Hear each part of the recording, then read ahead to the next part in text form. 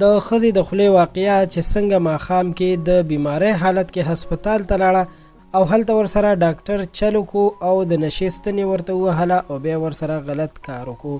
دوستانو، ډاکټران چې طبیبان یادیږي او ډیر ښه خلک پکې هم وي چې د انسانانو علاج کوي، خو ځینې خلک چې هغوی خپله شعبه بدناموي هغه داسې هم وي.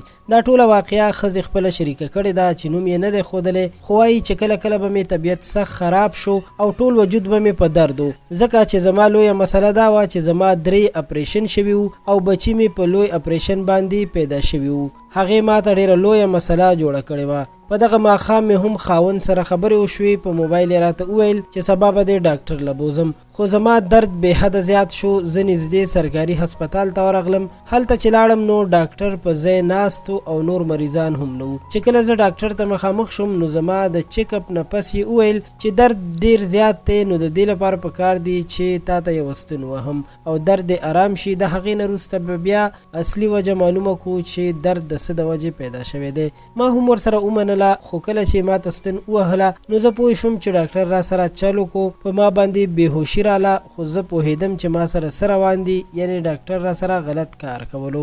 دا ښځه وایي چې زه نیمه ګنټه پس هوش کې راغلم، خاوند مې راغلی او ویلي چې ډاکټر ورته ویلي دي چې تا باندې د مزغو بوج راغلی و، نو زه راورسېدم.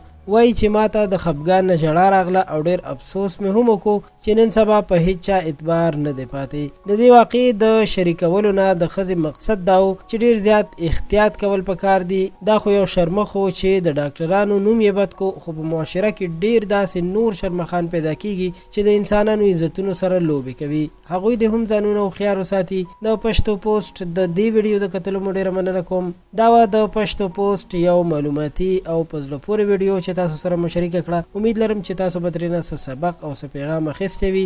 زموږ چینل پښتو پوسټ هم سبسکرایب کړئ چې زموږ نور معلومات تاسو ته په وخت ورسي. ډیره مننه.